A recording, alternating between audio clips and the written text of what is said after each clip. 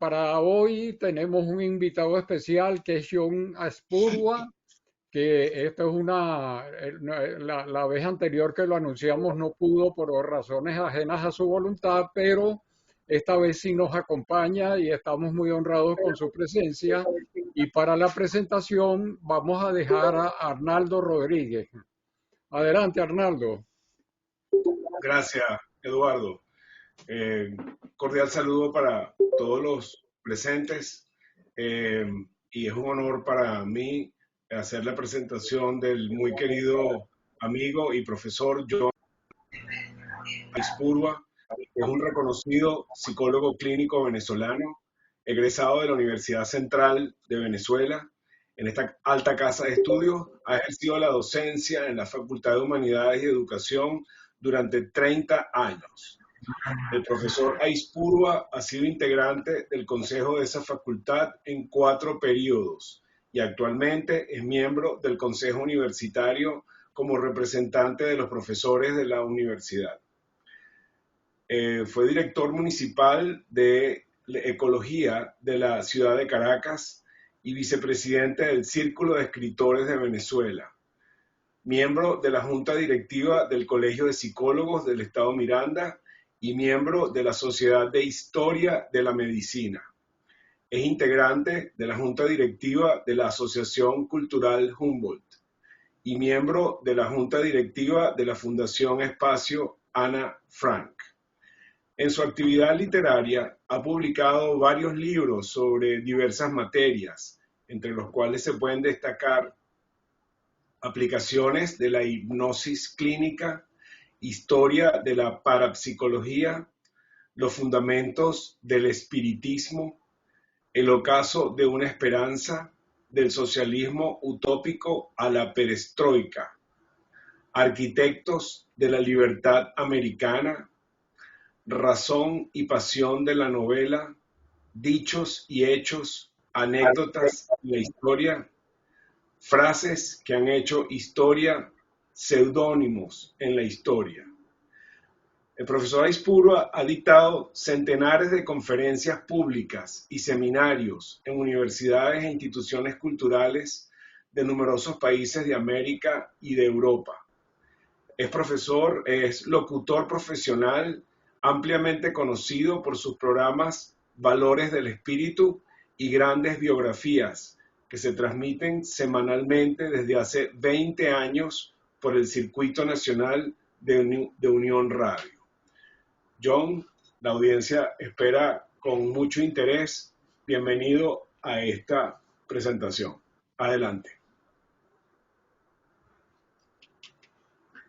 Muchas gracias, Arnaldo, muchas gracias, Eduardo, muchas gracias, Carlos, y todos los amigos que han puesto empeño en que esta actividad sea realizada.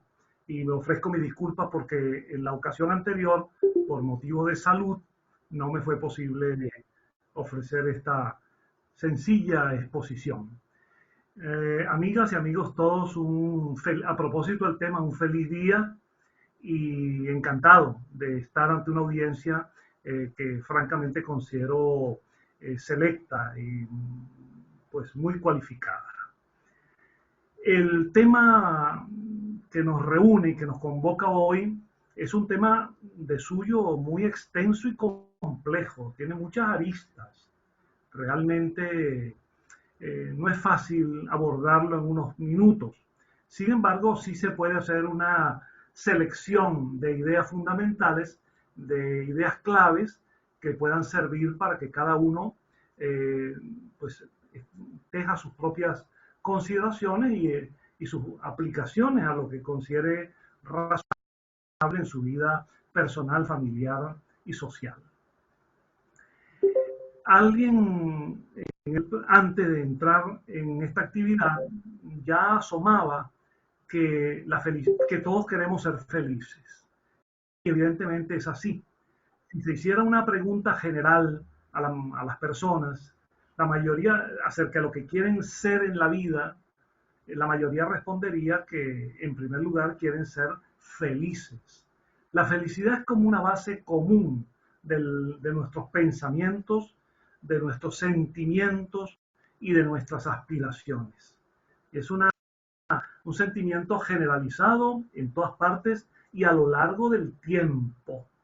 Y es por eso, por tal relevancia que tiene, que de este tema, de este asunto, se han ocupado francamente todos los pensadores a lo largo de la historia, desde escritores, psicólogos, filósofos, médicos, sacerdotes, científicos sociales, científicos naturales, eh, pensadores muy diversos, porque el tema realmente tiene esa enorme importancia para nuestro modo de entendernos, nuestro modo de ser, nuestro modo de aspirar a mejorar en la vida. Y vamos a encontrar esas referencias no en la totalidad, pero en la casi totalidad de los textos que se han escrito desde distintas ópticas y perspectivas. Desde el primer gran trabajo filosófico que se conoce sobre el tema específico de la felicidad, que lo escribió Aristóteles, como tantas otras cosas que este notable pensador escribió, en su Ética Nicómaco o Ética Nicomaquea, desarrolla en su tiempo, y yo diría que con enorme vigencia en nuestros días, las bases de lo que es la felicidad, en qué consiste y cómo se puede aspirar a ser feliz, o al menos relativamente feliz. Y desde Aristóteles hasta los modernos trabajos de psicología, del mindfulness, del estado de conciencia plena, la felicidad sigue acaparando la atención de la mayoría de las personas y sigue convirtiendo los libros que se publican en bestsellers, aunque obviamente haya una desigualdad en la calidad de unos textos con respecto a otros, como suele suceder. Hay muchas definiciones sobre lo que es la felicidad y deberíamos intentar encontrar unos rasgos comunes acerca de ello. Para decirlo rápidamente, la felicidad es una suerte de sentimiento y emoción que se reúne dentro de los valores de la alegría, del bienestar, de la sensación del regocijo íntimo, del estar bien con nosotros mismos y estar bien con los demás. Por lo tanto, es una aspiración sumamente difícil, porque no responde a la ley del todo o nada. Es decir, nadie puede en sano juicio decir que es totalmente feliz y siempre. Y nadie puede decir que en algún momento no pueda haber disfrutado, aunque sea levemente, de un momento de felicidad. Así que es cuestión de grados y naturalmente cada persona, sabiendo que la felicidad se experimenta, cada uno tiene su propia escala con respecto a dar una respuesta acerca de si es o no es feliz. Cada uno tiene su propia respuesta. Una cosa es con el verbo ser, soy feliz, otra cosa es con el verbo estar, estoy feliz. Porque estoy feliz implica una temporalidad. Puedo estar feliz hoy y la semana que viene no. Soy feliz posee un sentido de permanencia que es naturalmente la aspiración lógica razonable de todo ser humano. Ser feliz, más allá de los momentos amargos, de las dificultades, de los problemas, que aún siendo felices se nos presentan y debemos afrontar y resolver. Hay muchas definiciones sobre lo que es la felicidad. Escogiendo con pinzas alguna que otra, he pensado en comunicarles 3 o 4 de ellas en esta exposición. Recuerdo mucho, por ejemplo, a la que escribió el gran novelista ruso, el gran maestro del realismo literario ruso, León Tolstoy, quien en una ocasión escribió, a propósito de su autobiografía, él escribió esto, él decía, la felicidad no consiste en hacer todo lo que queremos, la felicidad consiste en querer lo que hacemos. sea, no es hacer lo que queremos, que podría derivar en cierto momento hasta en el libertinaje. No, es querer lo que hacemos. Eso le da una dimensión cualitativa muy superior. Bueno, otra definición que pienso que da otro matiz importante viene de una respuesta que dio el gran maestro de la India, el Mahatma Gandhi, quien en una ocasión un discípulo le preguntó acerca de cuál era el camino para la felicidad, y Gandhi, con la sabiduría que le era propia, dijo que no hay un camino a la felicidad. La felicidad es el camino. Eso quiere decir que la felicidad no tiene que mirarse como un destino, sino como un viaje. No podemos, y a veces incurrimos en ello, pero no deberíamos incurrir en esa conducta en la cual nos decimos, yo seré feliz cuando termine mis estudios, o yo seré feliz cuando tenga un buen empleo, o yo seré feliz cuando tenga familia, o yo seré feliz cuando me jubile, y así por consiguiente. Porque si siempre colocamos la felicidad como un destino y no como un viaje, no como en la cotidianidad, pues nos perdemos de buena parte la felicidad. Nos perdemos el hecho concreto de que hay que intentar ser felices aquí, ahora, de una vez, y no dejarlo en una visión de futuro. Desde el punto de vista clínico, que es mi profesión, hay muchas definiciones, hay muchas maneras de atender este asunto y esta esperanza, esta expectativa de los pacientes y de las personas que vienen con dificultades conductuales diferentes o emocionales. Y clínicamente hablando, la felicidad podríamos considerarla como una colocación del ser, de la persona, que debe mostrar la capacidad para instalarse en el presente y no anclarse en el pasado, ni tampoco vivir con la eterna ilusión del futuro, sino ubicarse en el aquí, en el ahora, en las coordenadas actuales, en las referencias de lo que somos, quiénes somos, lo que hacemos y cómo podemos ser mejores y cómo podemos hacer las cosas mejor y por lo tanto cómo podemos disfrutar más de la vida. Porque si una persona se ancla en el pasado y comienza a vivir frustraciones, resentimientos, haciéndose la eterna pregunta, ¿por qué me pasó esto? ¿Por qué lo hice de esta manera? ¿O por qué no hice tal cosa? Entra en un terreno de frustración y de depresión. Porque si ya no lo hizo cuando ocurrió aquello, ya no hay manera de volver atrás.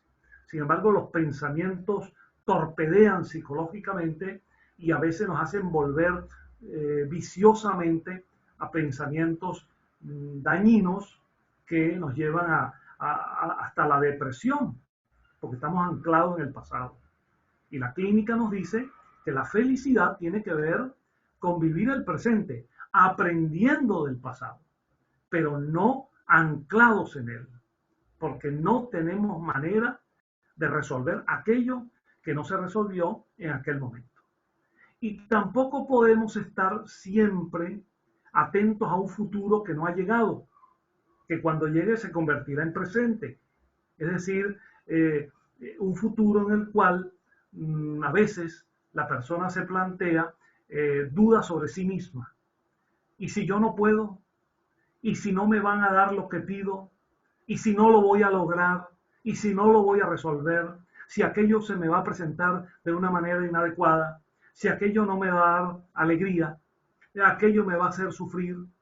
Pues no, con ese tipo de pensamiento anclado en el futuro, no tenemos capacidad para emprender, capacidad para asumir riesgos incluso.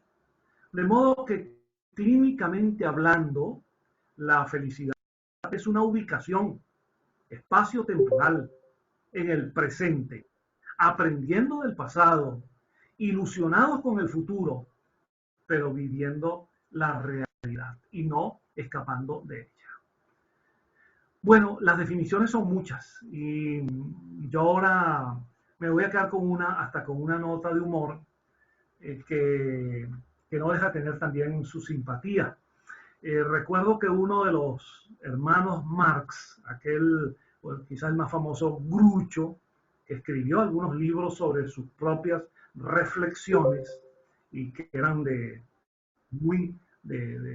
alto tenor, demostraba enorme inteligencia.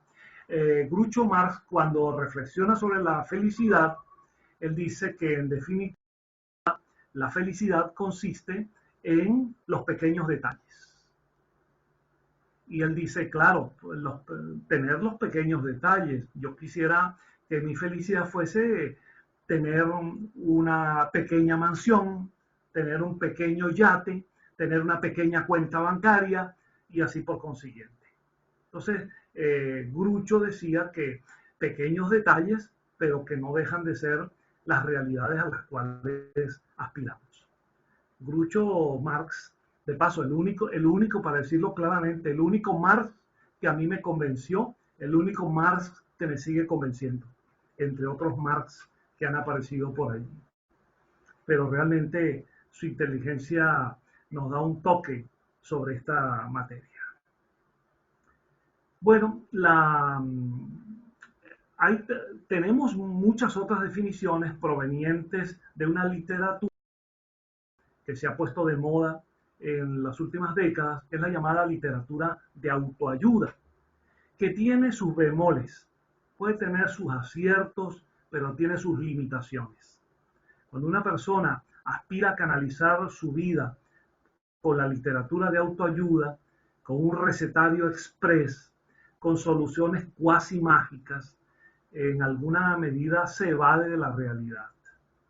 Leer estas obras está bien, son gratas y ayudan, pero no son literatura de fondo, no son enseñanzas realmente profundas, sino que más bien tratan de resolver de una manera muy ligera situaciones de las personas y no ahondan con seriedad y con profundidad en temas tan complejos del mundo emocional, del mundo de los sentimientos, del mundo de las expectativas de las personas.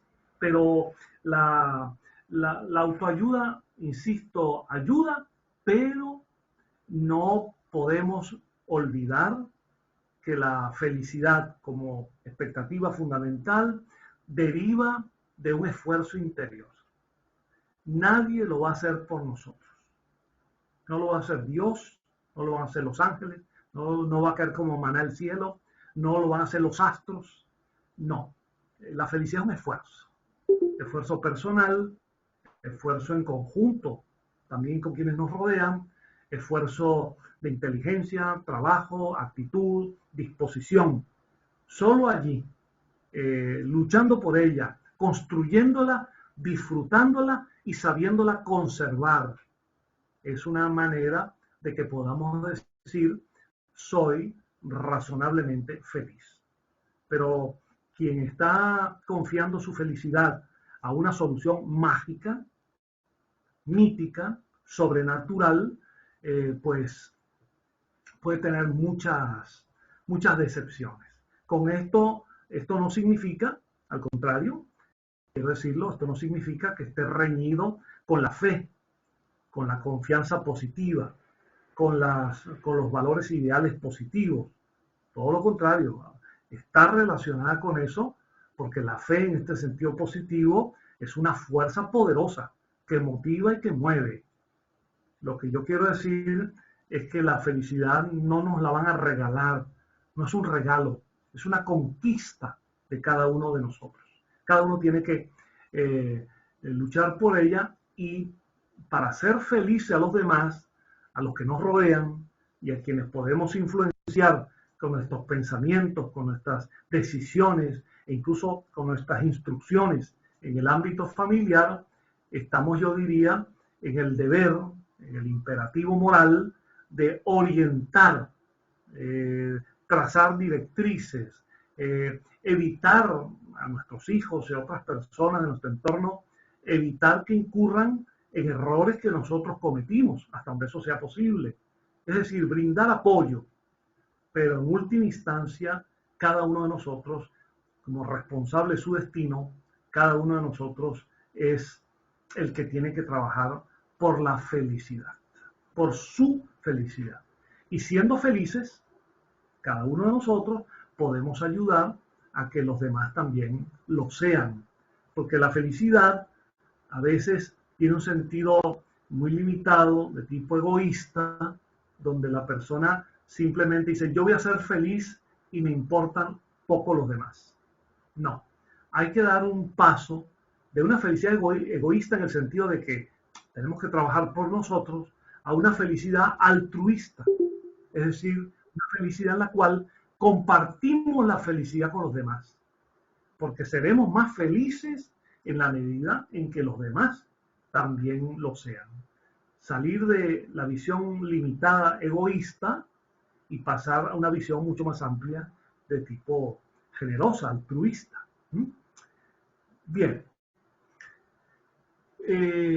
Dicho esto, yo quisiera resumirles hoy algunas ideas fundamentales que no agotan el tema, que no agotan una materia tan compleja, pero que en general todos los estudiosos están conformes en que esta felicidad, estos elementos que ahora les menciono, forman parte del repertorio de pensamientos y de conductas que ayudan a que seamos más felices.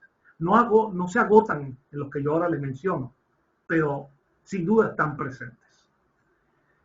Y yo comienzo por recordar aquello que todos estudiamos alguna vez en distintas asignaturas, el modelo gráfico presentado por Maslow para el efecto del tema de las necesidades, porque obviamente cubrir las necesidades tiene mucho que ver con la felicidad.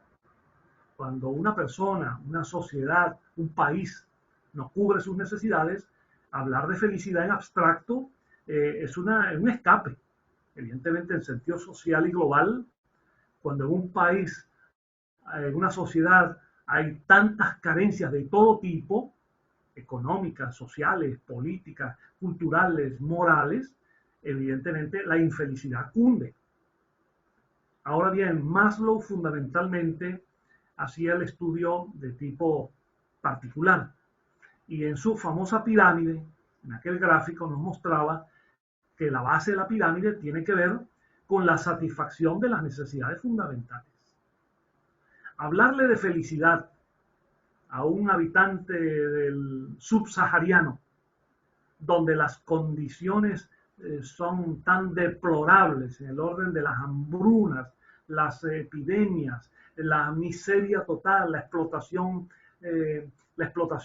del trabajo de los niños y de los adultos, las terribles condiciones de las mujeres, aquellas sociedades en semejantes condiciones, dar una charla sobre felicidad en una visión personal, espero que para alguien no sea una burla.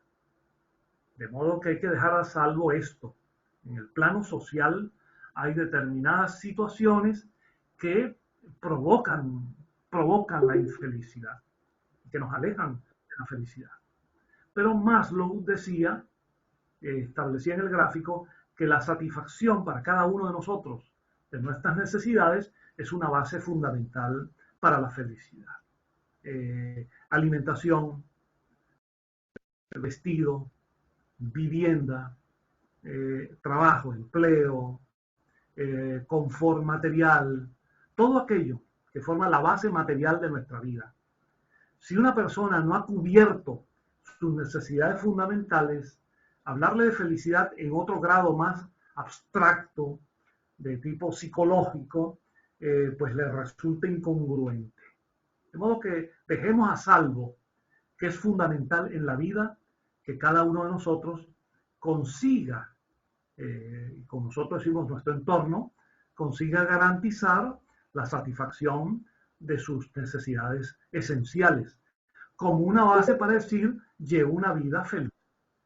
Porque es que, de lo contrario, no tiene sentido hablar de felicidad para alguien si no ha cubierto básicamente estas necesidades. Hablemosle a una persona que pasa hambre permanentemente, que no tiene para cubrir las medicinas, que fallecen familiares o porque no tiene manera de recibir la atención fundamental. Hablemosle de felicidad a la persona que sufre todas estas carencias, no tiene capacidad para asumir ni asimilar aquello. Así que eso que señaló Maslow está muy bien, y sobre todo porque la pirámide continúa adelgazándose, estrechándose hacia su vértice, porque vamos a encontrar que una vez que el ser humano ha resuelto estas necesidades fundamentales, se presentan indispensablemente, se presentan situaciones de otro tipo para poder hablar de felicidad, que tienen que ver con necesidades sociales, culturales, de pertenencia, de sensación de que no se encuentra la persona en soledad, de que hay grata compañía, de que hay buena compañía, y así se va estrechando la pirámide hacia aquello que Maslow llamaba el self, la realización del sí mismo, la realización nuestra. Maslow decía, ¿cuándo alcanzamos este punto fundamental de la pirámide? Cuando nosotros lo que sentimos, lo que pensamos, lo que decimos y lo que hacemos están en una relación de congruencia. Es decir, hay continuidad, hay nexo entre lo que somos, lo que pensamos, lo que sentimos, lo que decimos y lo que hacemos. Cuando hay eso, la persona puede decir, soy feliz, soy feliz. Bien, coloco ese primer elemento de Maslow como una referencia clave para evitar que alguien diga, John está hablando de la felicidad en abstracto y se está olvidando de esa base material fundamental. Todo lo contrario, eso queda claro. Destaca un segundo elemento esencial para que una persona pueda decir, me siento feliz. Y tiene que ver con la salud física, la salud emocional, la salud espiritual. Si una persona dispone de recursos económicos en abundancia, lleva una vida confortable, puede adquirir los bienes en la sociedad, los bienes materiales que quiera, incluso puede disfrutar de una familia que le es muy, muy grata, y está enferma en distintos grados, a tal punto que la enfermedad le inhabilita para muchas cosas, le inhabilita hasta para comer lo que desea por órdenes médicas. Puede poseer mansiones en otro lugar y sin embargo por razones de salud no puede ni siquiera ir a verlas, ni a vivirlas, ni a disfrutarlas. Entonces, si la salud nos atenaza, si la salud nos atormenta, si nos hace vivir con un botiquín en la mano de este medicamento para el estómago, pero a la vez este medicamento para evitar los efectos que hace sobre el estómago el anterior, y si además tener esta pastilla para poder dormir, esta para despertarme, esta para no tener pesadillas, esta para poder, si está su salud mermada, disminuida, afectada, difícilmente puede decir, tengo una experiencia de felicidad. Es que incluso hasta cuando estamos afectados por un resfriado, por una gripe, francamente a veces hasta nos recluimos y no queremos hablar con nadie. No solamente para no contagiar, sino porque no nos apetece poder desarrollar nuestras actividades como normalmente lo hacemos. De modo que, amigos míos, amigas y amigos, la salud hay que pensar mucho en ella. Y ojalá transmitamos esto a los niños, a nuestros hijos, a los jóvenes, todo lo que se pueda hacer para ayudarlos a tomar conciencia de lo que significa cuerpo sano en mente sana. Tomar conciencia desde jóvenes de ello va a redundar en un inmenso beneficio en todos los órdenes y en su felicidad. Si podemos evitar que nuestros jóvenes, por ejemplo, se aficionen al cigarrillo, al licor, a las drogas, a las drogas fuertes, si podemos evitarlo, podemos orientarlos, le estamos dando un regalo de felicidad. Por supuesto, comenzando con nosotros, que deberíamos dar el ejemplo al respecto. Dejo entonces ese segundo elemento de la salud como un factor fundamental para la felicidad. Es difícil que un enfermo diga soy feliz, salvo que tenga una vocación de martirio, salvo que tenga una vocación ya de sufrimiento. Pero es que la vida realmente tiene sentido como una vocación hacia la felicidad. No tiene sentido la apología del sufrimiento. Esos eran criterios medievales y criterios en otros contextos en que se elogiaba el sufrimiento y el martirio. No, el mundo ha evolucionado y hay que sentir la experiencia placentera de la felicidad. Naturalmente, todo con la sindéresis y con el modo adecuado. Y dicho esto, de Maslow, la base material, y dicho esto de la salud, paso a un elemento que para algunos debería ser el primero que yo debería mencionar. Lo que pasa es que esto no lleva un orden, sino apenas es un conjunto de ideas, como decía antes, sobre la felicidad. Pero este elemento se llama el amor. El amor, que es además de manoseada, es una palabra polisémica. Tiene múltiples sentidos y significados. Porque podemos hablar del amor aplicado desde lo personal a la pareja, a la familia, a lo social, a la humanidad misma, a las personas, a los ideales. Por eso, por cierto, me gustaría recordarles que en la clásica cultura helénica, en los griegos antiguos, lograron algunos de sus autores básicos, de los básicos, de Platón, Aristóteles y otros más, lograron concebir el amor en 4 dimensiones. Y esto es una enseñanza, a mi juicio, sumamente importante. Ellos decían que la comprensión de la complejidad del amor está en 4 dimensiones, 4 elementos. En primer lugar, ellos llamaban el amor como eros, es decir, la pasión, lo sexual, lo erótico, lo carnal. Sin duda que es una experiencia de amor y fundamental en la vida. Ellos hablaban del amor como eros, hablaban del amor como estorgé. Estorgé es un término griego que significa dual, el amor de pareja. Él decía, cuando conseguimos esa otra alma, gemela o que sea afín con nosotros, cuando se conjuga el amor de pareja, sin duda que la felicidad se va apoderando de nosotros. Se apodera más sobre todo, y yo creo que todos hemos vivido eso, cuando amamos intensamente a esa otra persona y somos correspondidos.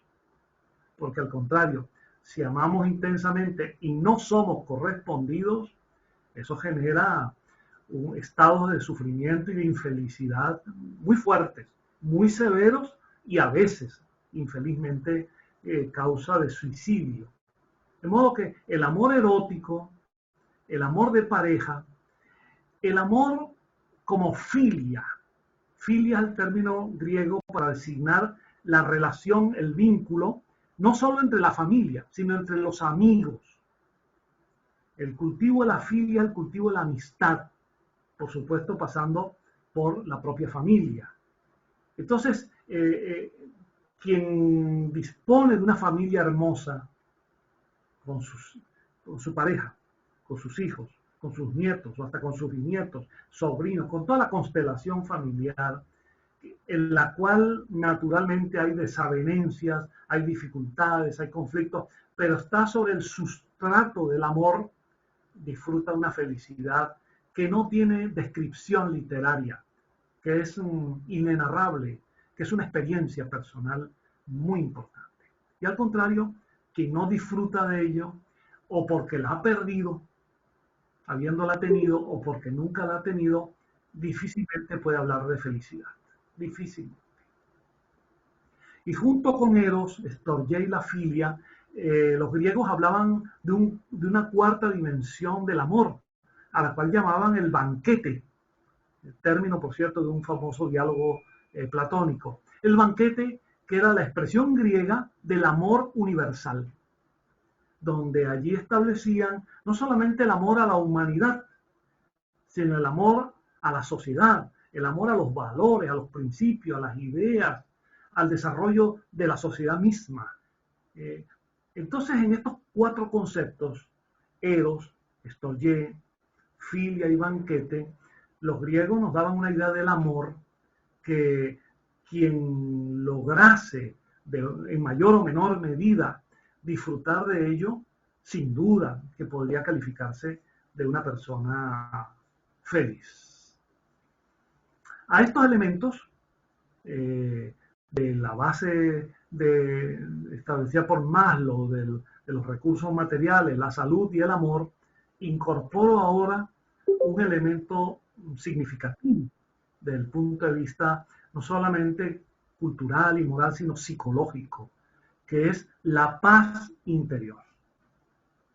Nuestra sociedad es, como decimos los venezolanos, un agite continuo.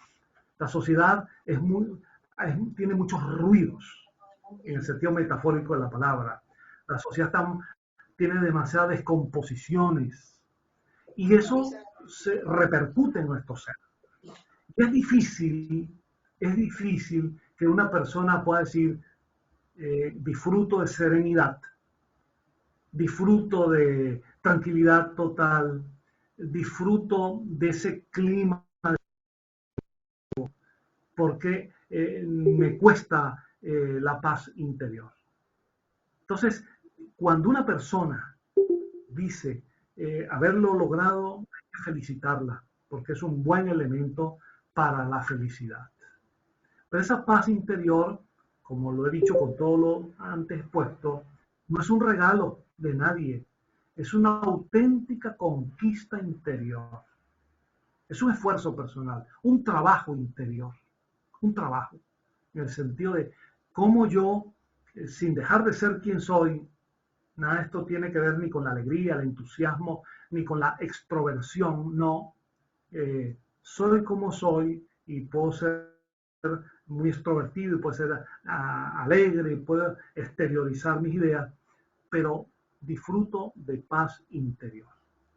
Es una sensación difícil de describir, inenarrable, indescriptible, inefable, para transmitirla con palabras, pero que se siente. Y para ello, sin duda, es importante, cada uno a su manera, sea por la oración, la fe, la meditación, la relajación, los momentos para la paz personal, que se puede avanzar en esa dirección. Igual con el control de nuestros pensamientos. Cuando una persona, para decirlo en forma muy general ahora, cuando una persona sucumbe demasiado al rencor hacia otras personas o situaciones, la ira, está cargado de cólera, la sensación de rabia que le consume, la incapacidad para perdonar, el deseo de venganza, todo eso carcome el alma y realmente impide que haya paz interior. Yo no sé, creo que cada persona ha conocido casos. Yo como psicólogo clínico he tenido pacientes víctimas de esto, que tienen antes, según el reporte, han tenido los elementos materiales y favorables, incluso hasta familiares, pero por alguna razón, alguna circunstancia en su vida, poseen algún rencor, algún tipo de odio y no son capaces de perdonar. Quien vive esclavizado al odio, quien no es capaz de pasar la página, quien no es capaz de perdonar, no puede hablar de felicidad. Y la felicidad, mis amigos, es como un autobús, estamos en la parada. Si nos montamos, bienvenido, y si no nos montamos, el autobús sigue y nos deja allí. Él no va a depender del autobús, va a depender de nosotros. Si cada día nuestra vida la desperdiciamos con odios, rencores, maledicencia, hablando mal de los demás, sobre todo cuando no están presentes, viviendo en lo pequeño, en la pequeñez, en nuestros pensamientos y en lo que decimos, no hay felicidad. No hay felicidad. De modo que la cultura del perdón, que está en simbiosis positiva con la cultura del amor, es muy importante. Incluso hasta algunos lo han tomado con buen humor. Recuerdo una expresión del novelista de habla inglesa, Wilde, Oscar Wilde. Oscar Wilde, él decía, yo perdono a mis adversarios, que los tenía muchísimo de paso. Yo perdono a mis adversarios porque no hay nada que les enfurezca más. De modo que hasta por ese motivo, Oscar Wilde decía que había que librarse de rabias y de odios y perdonar. Bueno, al lado de todo esto, de la base material, de la salud, del amor, de la paz interior, yo les hablo ahora de un elemento que me parece importante y conectado con lo que acabo de decir, pero lo puedo diferenciar. Es lo que yo llamo el sentido de la existencia, el sentido de la vida. Tengo la impresión que la inmensa mayoría de todos de ustedes han leído el libro de Viktor Frankl sobre el sentido de la vida, el sentido de la existencia. Porque la experiencia de este médico psiquiatra, transmitida en esta obra y en sus programas radiofónicos, acerca de lo que vivió y sufrió en Auschwitz, en el campo de Auschwitz, cuando él describe aquellas escenas dramáticas, intensas, en las que un judío con su estrella, con la que el nazismo los quería denigrar, totalmente magro, demacrado, en los huesos, y cuando le entregan un pan como ración del día, es capaz de compartir la mitad con alguien a quien no le había llegado el pan. Él decía, más allá de estas dramáticas condiciones materiales, hay un factor motivacional, hay un sentido de la existencia. Y yo creo que eso es lo que tenemos cada uno de nosotros, lo que tenemos que pensar, en lo que tenemos que reflexionar y recapacitar. ¿En qué medida el que tengamos un propósito en la vida nos puede dar felicidad?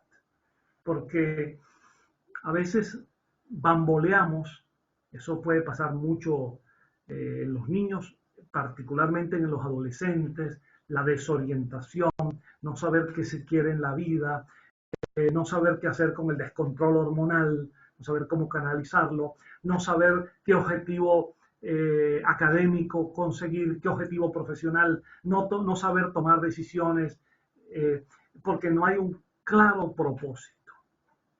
En la medida que lo consigamos, en la medida que lo tengamos, en esa medida ello va a contribuir mucho a nuestra felicidad. Y me voy a permitir recomendarles alguna lectura que la pueden hacer. Hay muchos libros al respecto, pero también en internet, sobre una filosofía que viene de Japón, que allí fue descubierta hace pocas décadas por unos occidentales que se preguntaban a qué se debía la longevidad de los japoneses. Y descubrió que en algunas poblaciones eran los lugares poblados con mayor número de personas de más de 100 años en todo el planeta. E hicieron estudios y de allí derivó un conocimiento para Occidente de lo que se llama, lo que denominan los japoneses, la filosofía del Ikigai o Ichigai, El Ikigai es una filosofía de vida. Parte de este concepto, descubrir el propósito en la vida. ¿Cuál es mi visión? ¿Cuál es mi misión? ¿Cuál es mi pasión? ¿Cuál es mi vocación? ¿Cuál es el sentido general? El sentido general de lo que hago, de lo que pienso y de lo que digo. ¿Qué me gusta? ¿Hacia dónde quiero ir? Descubrir todo eso es un reto para cada uno de nosotros. Y podemos hacerlo con mucha simplicidad. Hacer nuestras propias preguntas. No tenemos que hacérselas a los demás, sino a nosotros mismos. ¿Cuál es mi misión en la vida? ¿Qué quiere el mundo de mí y qué le puedo yo dar? ¿Cuál es mi pasión? ¿Qué es lo que me gusta realmente? Si tuviéramos claro lo que nos gusta en determinadas edades, no seríamos obligados por nadie, ni siquiera en el ámbito familiar, a estudiar o a trabajar o a ejercer profesiones que no son aquellas que realmente van con nosotros, las cuales más bien seremos mediocres y no excelentes, como debe ser la expectativa. Entonces, ¿qué sentido tiene la vida para mí y qué puedo hacer yo dentro de ella? Entonces, el Ikigai es un conjunto de lecciones muy simples, muy sencillas, que nos van a dar una orientación importante sobre eso. Incorporo otro elemento fundamental de carácter ético que me parece muy significativo. Yo diría que es aprender cada uno de nosotros por su camino, comprender cuáles son sus valores fundamentales y cómo practicarlos. Hay muchos, hay una larga. Yo diría alguno que otro. El primero, el que me parece a mí el primero de los valores, es la autenticidad. La autenticidad. Nosotros somos como somos. Podemos mejorar con educación, con entrenamiento, con esfuerzo, con trabajo. Podemos mejorar. Pero somos como somos. Y tenemos que aprender a aceptarnos y tenemos que aprender a funcionar con ello. Repito, mejorándonos. Pero no negándonos a nosotros. O no viviendo en una burbuja de mentiras. Porque no hay nada que convoque más a la infelicidad que la mentira. Porque cuando mentimos, no solamente es que a la mayoría de las personas se les nota de paso que mienten en muchísimos detalles, sino que además pueden mentirle a los demás, pero a sí mismos no, y finalmente terminan decepcionados de sí mismos.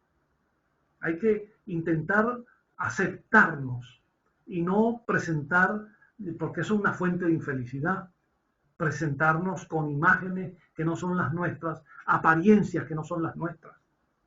Como han dicho muchos pensadores en la historia, tú puedes engañar a una persona una vez, pero no puedes engañar a todo el mundo todo el tiempo.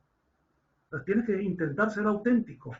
La autenticidad tiene que ver con la asertividad.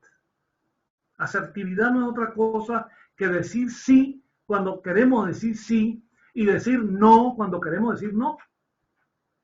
Y es increíble la cantidad de personas que les cuesta decir que sí en muchos escenarios y sobre todo les cuesta decir que no. Y adquieren compromisos que no son los que desearían adquirir. Eso en el ambiente laboral es fundamental, porque a veces por no enfrentar situaciones decimos que sí a situaciones que luego van a conspirar en contra de nosotros o en contra de nuestra propia institución. Decir que sí cuando hay que decir que sí y decir que no cuando hay que decir que no. Y esta autenticidad, esta asertividad, por supuesto, está vinculada a la honestidad.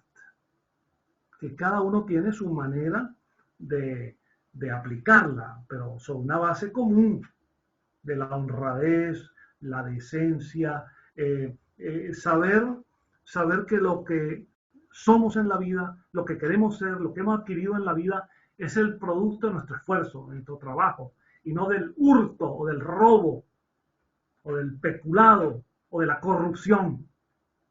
Saber eso, estar conformes con nuestra conciencia.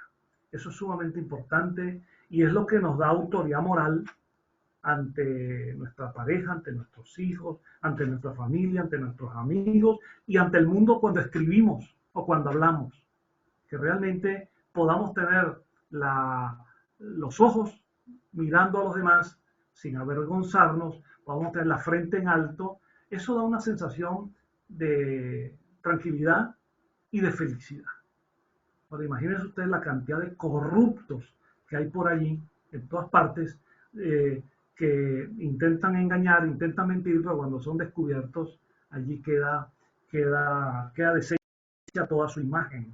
Ellos creen ser felices, pero realmente, internamente, hasta en su propia salud, sufren las consecuencias de su falta, de su atentado contra la ética.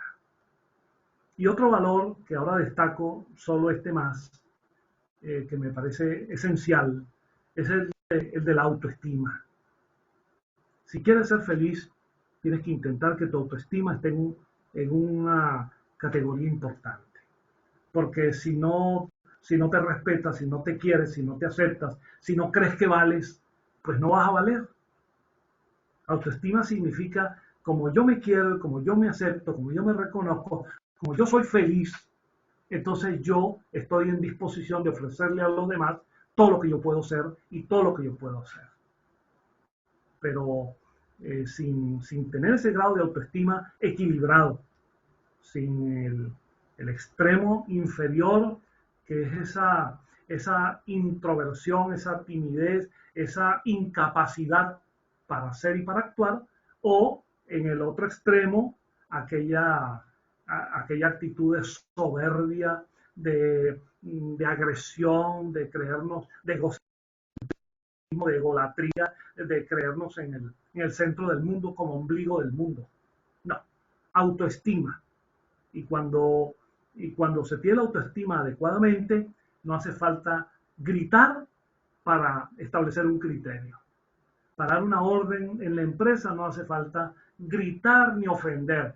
Al contrario, la firmeza tiene mucho que ver con el equilibrio y la serenidad. No es verdad que por hablar con voz disimulada, en voz bajita, meliflua, de esa manera somos más humildes. Es un falso concepto de la humildad. De modo que autoestima es muy importante para la felicidad. Y para no alargar más esto, ya les dije que esto era muy extenso, me permito incorporar a todo lo anterior un elemento central, que tiene que ver con el dominio y buen empleo de nuestros pensamientos. Eso que se suele llamar pensamientos positivos. Es decir, pensar generosamente, tener pensamientos positivos. Vamos a desearle lo mejor al mundo. Y lo mejor al mundo tiene muchas traducciones y los venezolanos sobre todo sabemos qué es lo que queremos cuando decimos lo mejor. Pero pensamientos para nuestros seres queridos, pensamientos para nuestros amigos, pensamientos para las demás personas. Y como antes lo dije, no sucumbir a los pensamientos dañinos, rastreros, negativos, o ese pensamiento de que, por ejemplo, en el caso de las empresas, que también es otro escenario, pero de sentir que si alguien triunfó, eso nos afecta, porque quisiéramos nosotros ser los que triunfamos. Todos podemos triunfar, todos cabemos en el mundo, todos valemos, todos podemos, cada uno naturalmente poniéndole el punto diferencial que nace de su fuerza, de su disposición, de su empeño. Pero no puede ser que para yo brillar tenga que apagar las luces de todos los demás. No puede ser que para yo hacerlo bien, los demás tengan que hacerlo mal. No, todos podemos hacerlo bien y tenemos que sentirnos felices y disfrutar de que haya en el mundo mucha gente valiosa, mucha gente brillante, mucha gente que lo haga bien y ojalá todo el mundo vaya en esa dirección. Bueno, mis amigos, termino diciéndoles que Eh, Ser felices es significa ese desafío y yo lo planteo en términos de cierto realismo.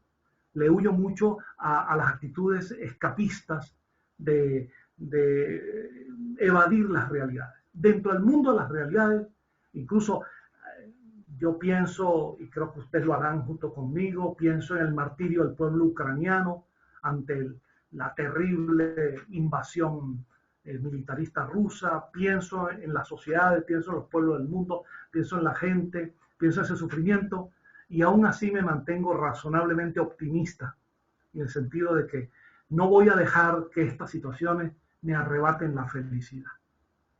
No voy a permitirle a los opresores, a los tiranuelos, a los atropelladores de todo tipo, no les voy a permitir que me roben la felicidad, la mía, la de mi familia, la de mi gente, y así por consiguiente transmitir esta idea para que cunda este principio general y se superen todo lo que hay que superar. Pero mi visión de la felicidad tiene que ver con que tengo los pies en la tierra, pero no dejo de elevar mi pensamiento a las estrellas. Y procuro siempre tener una idea positiva, porque también la gente está un poco cansada de todo el que se está quejando todo el día, de todo el que está rumiando amargura, de todo el que está viendo todo lo negativo, que existe y está allí. Pero por un momento también miremos la nobleza, la dignidad del ser humano, lo que ha hecho que el Homo sapiens haya transitado millones de años hasta llegar por evolución a lo que somos ahora y todo lo que podemos ser en el porvenir. Es decir, tomar conciencia, pues, de todo lo que podemos ser y todo lo que podemos hacer y lo que podemos ayudar. Termino con una frase de Albert Einstein que decía algo muy interesante, este gran pensador científico. Einstein decía, cuida más de tu conciencia que de tu reputación, porque tu conciencia es lo que tú eres, tu reputación es lo que los demás creen que tú eres. Así que vamos a cuidar nuestra conciencia y vamos a actuar en consonancia. Les agradezco mucho la atención brindada.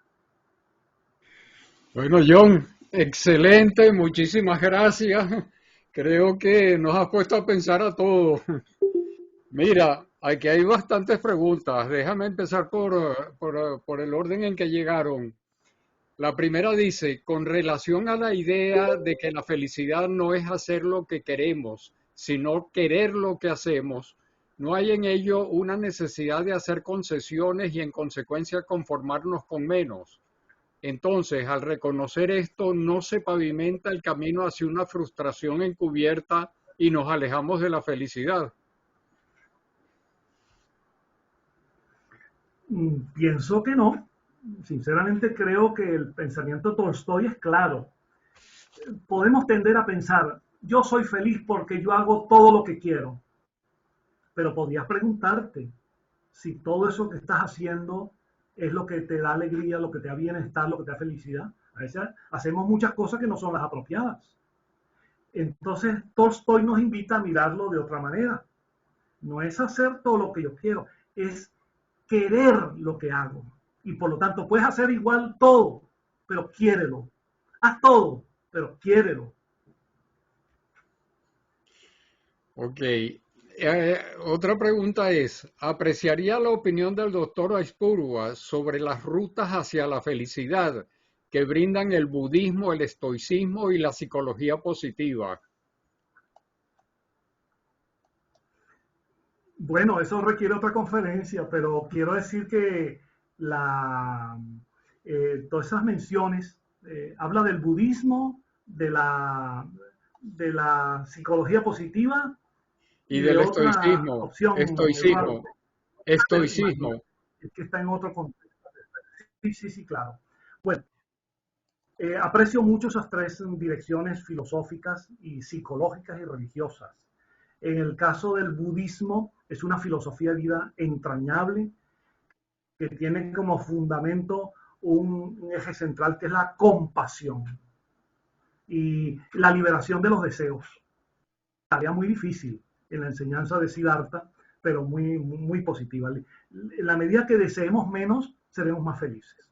El budismo tiene toda una filosofía, una psicología de vida que es más que una religión, es un estilo de vida y sin duda muy importante, y Occidente tiene mucho que aprender del budismo. Ahora, el estoicismo deriva de una antigua escuela filosófica griega, Zenón lo pregonaba, diciendo que no tenemos por qué tenemos que soportar, sobrellevar el dolor.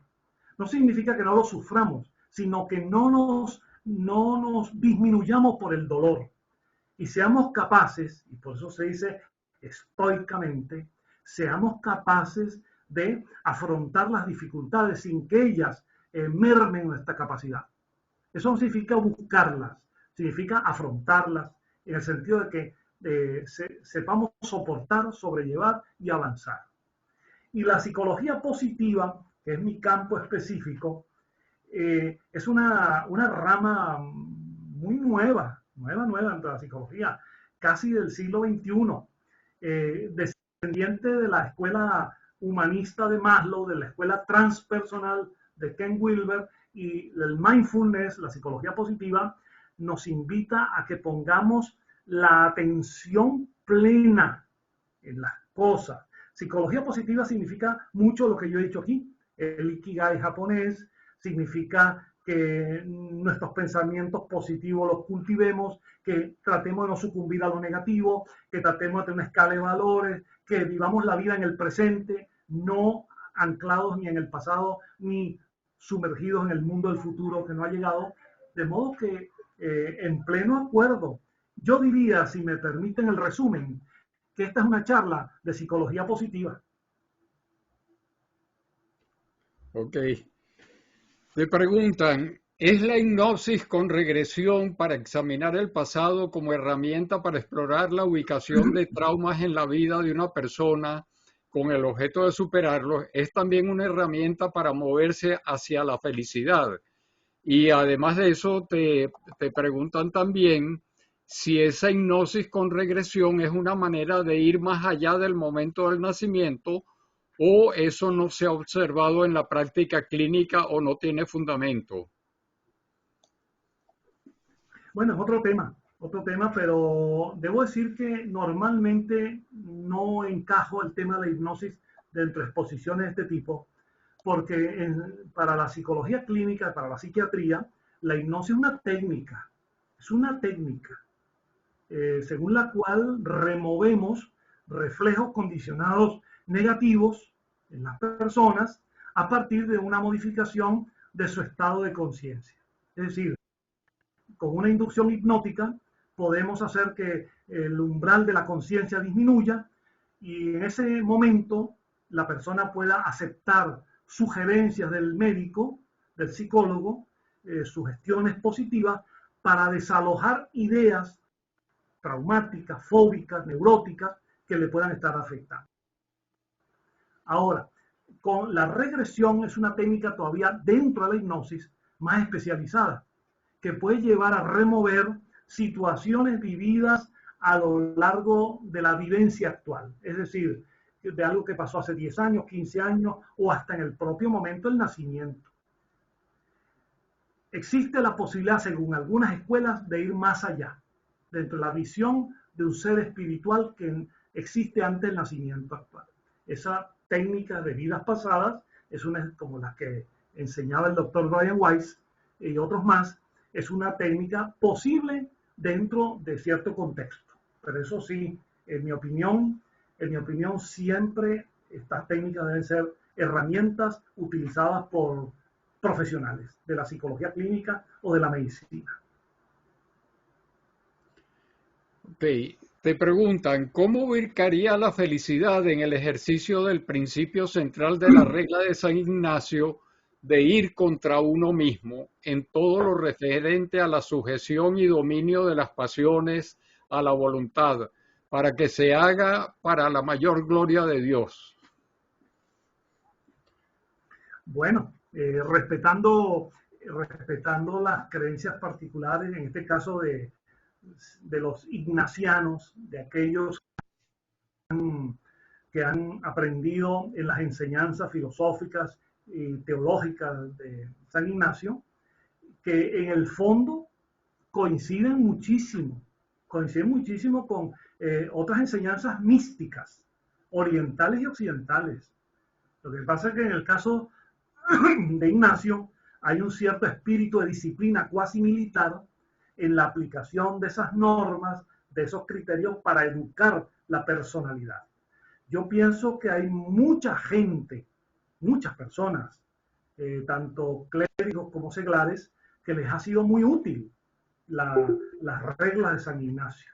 Ahora, cada persona, de acuerdo con su escala de valores y de creencias, puede encontrar en esa fuente o en otras caminos de realización personal. Ok. Te preguntan, de ser posible, ¿se pueden tratar los traumas que corresponderían al periodo que está fuera del vital presente? Bueno, es que esta pregunta es lo mismo que lo anterior.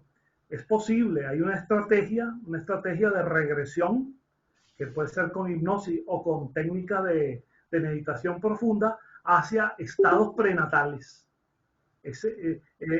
existencias anteriores. Hay una estrategia, hay una escuela que plantea eso, y en mi opinión es viable, es posible, pero en general la mayoría de los problemas que las personas presentan en la clínica psicológica o psiquiátrica son problemas que se afrontan con estrategias tradicionales, sean conductuales, psicoanalíticas, transpersonales, humanistas, buscando el universo psicológico de la persona en la actualidad, en sus contextos temporales previos o en el contexto familiar o social. Ok. Cuando usted menciona la cuarta visión de los griegos sobre el amor y la denomina banquete, ¿se refiere al término ágape? No, no. Y esa es una pregunta muy interesante porque permite una distinción. El ágape es una comida. En griego ágape significa comida fraternal. Entonces hay instituciones, es muy habitual después de un evento presencial, obviamente no puede ser virtual, que se invita a una comida entre los asistentes. Eso los griegos lo llamaban ágape, es una comida. El concepto de banquete es el sentido muy amplio del amor universal. Ok. En cuanto a la relación entre salud y felicidad, no hay una relación psicosomática que puede ser determinante. Por ejemplo, si la persona considera que la razón para continuar con su insistencia ha cesado, comienzan a aparecer en un lapso corto una serie de alteraciones en su estado de salud que llevan a su fallecimiento. Eso sucede mucho con parejas de ancianos cuando uno de ellos muere. ¿No es esto la evidencia de que es una interacción muy intensa? Totalmente de acuerdo, totalmente de acuerdo. La visión psicosomática nos permite entender la interacción que hay entre el pensamiento y el organismo, entre la mente y la conciencia, entre el espíritu y el cuerpo, sin duda. Es más, en el tema de hoy, de la felicidad, les agrego un elemento sumamente significativo de tipo clínico. Cuando desarrollamos pensamientos positivos, cualesquiera que sean, pensamos en el ser amado, pensamos en nuestra madre, en nuestra padre, ya fallecidos o no, o lo que felizmente los tengamos con nosotros, o en el triunfo de un hijo, el triunfo académico, o la felicidad. Cuando pensamos en todo ello, automáticamente la bioquímica cerebral se excita. Los pensamientos excitan la bioquímica cerebral y empiezan a producirse oxitocinas, endorfinas, hormonas diferentes vinculadas al sentido que llamamos opiáceo, el sentido placentero. Y al contrario, y una persona empieza a visualizar y a pensar en alguien que le hizo un daño y le da mucha rabia y le desea lo peor del mundo, está generando para sí mismo elementos bioquímicos que van a dañar, por ejemplo, la producción del cortisol, por ejemplo, que es producido por las glándulas suprarrenales. La producción de cortisol inmediatamente afecta nuestro equilibrio. Por eso lo llamamos la hormona del estrés, el cortisol, secretado por las glándulas suprarrenales, que son sensibles a los pensamientos negativos. De modo que, francamente, como lo ha dicho muy bien la persona que ha preguntado, esa interacción está clara. Y yo invito a que esto que sea tan sencillo se comprenda. Antiguamente, un griego, ya que hoy hemos puesto de moda a los griegos antiguos, un griego llamado Epícteto, que escribió un libro muy bonito que se recogió en aforismos. Él lo decía en este aforismo sencillo, hace más de 2000 años. Epícteto decía: con nuestros pensamientos podemos enfermarnos, con nuestros pensamientos podemos curarnos.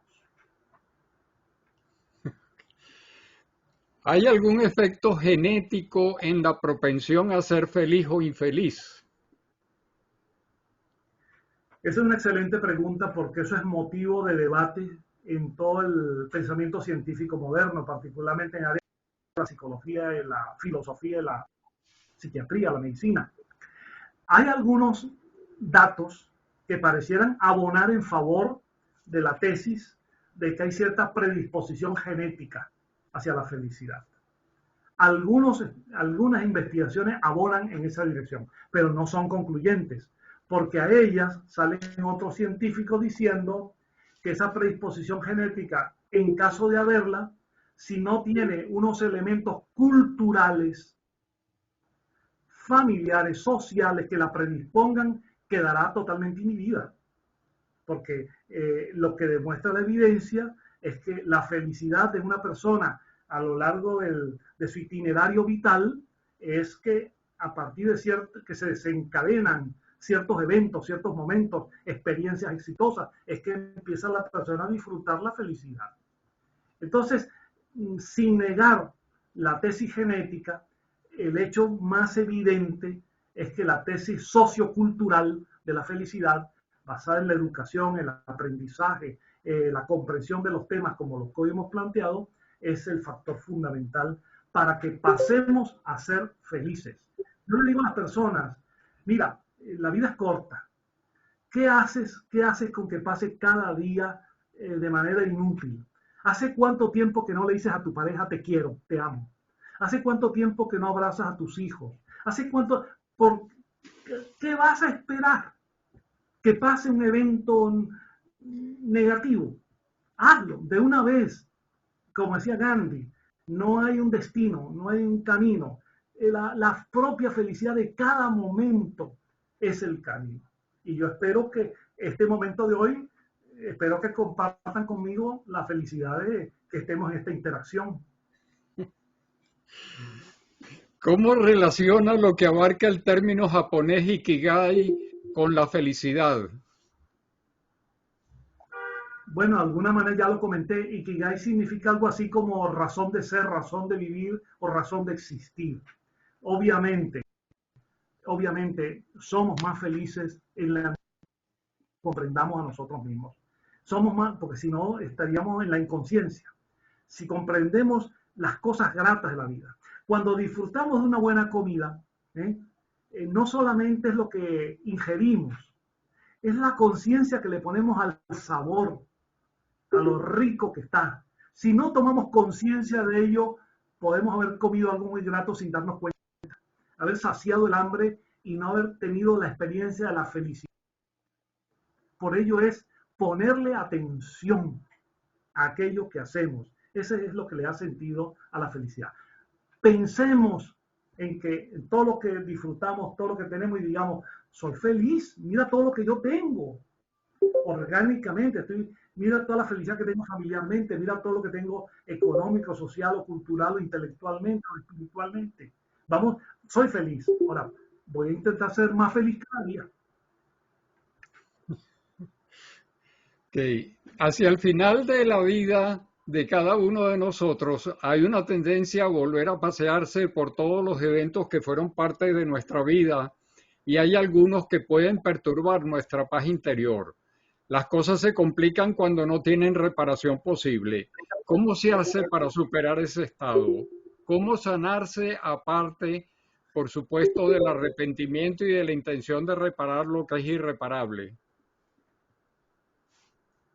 Una magnífica pregunta, magnífica, como todas, pero en este caso es muy coherente el planteamiento. Evidentemente, yo he dicho que no podemos vivir anclados en el pasado. Eso no significa que no aprendamos de él. Eso no significa que no haya existido en nosotros ese pasado. Significa que no estemos dentro de sus márgenes de acción. Ahora, en efecto, en los procesos de la evolución personal, en efecto, cuando ya hemos vivido unas cuantas décadas, tendemos a recordar situaciones de nuestra niñez, de nuestra juventud, algunas muy gratas y algunas no tanto, o bastante ingratas. Bueno, cuando toque recordar una situación ingrata, y algunas son muy dolorosas, tratar de recordar en el sentido de decir, bueno, yo pasé por allí, pero aprendí. Ya que nos llegó al recuerdo, está bien, no escapar, no escapar.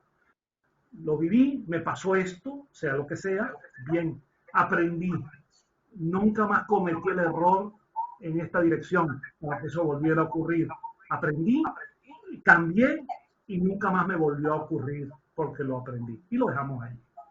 Evadirlo no es una buena lección porque tanto en vigilia como en sueños a veces aflora en contenido determinado y nos atormenta. Es afrontarlo con la idea de que aquello nos pasó, que en efecto ocurrió, pero ya no está en nosotros. Ya lo superamos, aprendimos de él y seguiremos hacia adelante. Ok, hay otra pregunta que dice, las hormonas afectan nuestro estado de ánimo, endorfina, dopamina, serotonina.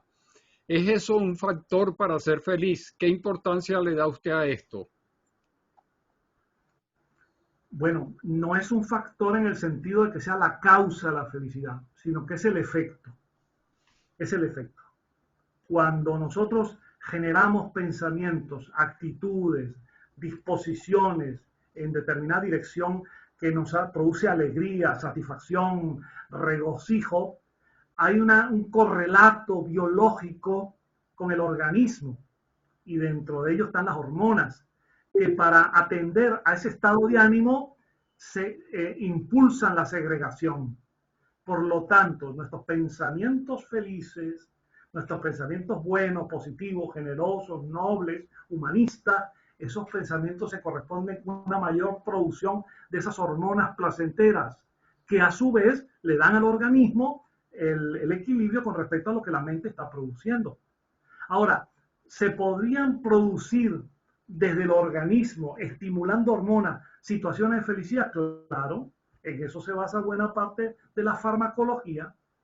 Buena parte de la farmacología es estimular cierto tipo de reacciones orgánicas para que te den situaciones más placenteras. Es como, por ejemplo, cuando se atiende a un paciente con depresión. ¿Qué pasa cuando le mandamos un antidepresivo? Que el antidepresivo va a producir elementos en el cerebro que van a suavizar los efectos de la depresión y nos van a producir una experiencia placentera. Solo que es una experiencia limitada en el tiempo. Porque si la depresión está en nosotros, estará allí hasta que no se atiendan de fondo las causas de la depresión. Esos medicamentos ansiolíticos, por ejemplo, antidepresivos, actúan y ayudan, pero son, en alguna medida, son alivios parciales, alivios momentáneos, a veces indispensables, porque si no al paciente hay que hospitalizarlo, o el que tenga tendencias suicidas, ¿no? Hay que sacarlo de la depresión por la vía orgánica, pero finalmente requieren de una terapia completa, global, para poder enfrentar lo que está pasando en la mente del paciente. Ok. Te hacen aquí dos preguntas juntas. ¿Cómo consideras las encuestas que clasifican la felicidad de los países? Y la segunda es, ¿por qué un porcentaje de gente exitosa no es feliz y a veces terminan suicidándose? Bueno, en la escala de los países con la felicidad, los venezolanos tenemos pues una malísima experiencia. Sabemos que, ya bien sabemos todos, incluyendo los que hemos tenido que emigrar, bien sabemos el grado de infelicidad social que afecta a Venezuela, igual que a muchos otros países en el mundo, pero en el caso venezolano con características particulares, porque si se compara eso con lo que ocurría hace 30 o 40 años atrás, se nota pues el precipicio por el que ha ido el país. De modo que, ¿qué más puedo decir como venezolano, como caraqueño de la Pastora? ¿Qué más puedo yo decir de, de la tragedia que afecta la felicidad de nuestro pueblo? Y cuánto hay en mi alma, igual que sé que todos quienes me acompañan hoy, cuánto hay en nuestra alma el deseo de que esto sea superado. ¿Mm? Ahora, me preguntaba otra cosa, Eduardo, además de ello. El amigo Sí, preguntaba otra cosa. ¿por qué hay gente exitosa que no es feliz y algunas terminan suicidándose? Exactamente por lo que creo haber dicho antes, que no se puede mirar solo un factor aislado. Yo citaba el caso de las necesidades planteadas por Maslow. Hay personas que han cubierto esa base de la pirámide porque tienen resueltos sus problemas materiales, son infelices, a veces entran en cuadros depresivos y a veces se suicidan. Es el famoso caso de los estudios sociales que se han hecho en Suecia, un país con un alto nivel de vida, un país con unas condiciones magníficas en cuanto a sus aspectos económicos, sociales, sus derechos políticos, el respeto a los derechos humanos, todo eso, y sin embargo una insatisfacción psicológica llevó, que eso se ha corregido bastante actualmente, pero en ciertas generaciones unas tasas de suicidio muy altos, unas tasas muy altas de suicidio. Entonces, eso en la pregunta del amigo o la amiga, no sé, esto significa lo siguiente, significa que la felicidad es un contexto de situaciones y que no se puede, como algunos dicen, yo con dinero soy feliz, el dinero me da la felicidad. Eso no es así. Evidentemente el dinero le va a permitir conseguir el apoyo médico, le va a permitir el confort material, pero podrá comprar la cama, pero no podrá comprar el amor conyugal. Podrá comprar muchas cosas materiales, pero no necesariamente otras que van a la felicidad. De modo que la felicidad tiene que mirarse como un conjunto de elementos y hay que atenderlos a todos, de orden material y de orden espiritual.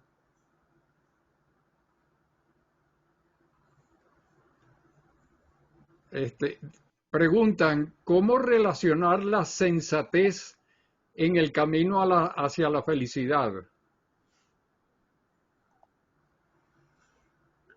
Bueno, si tomamos por sensatez una actitud en la que somos dirigidos por el sentido común, por la prudencia, por la racionalidad, evidentemente eso va bien con la felicidad.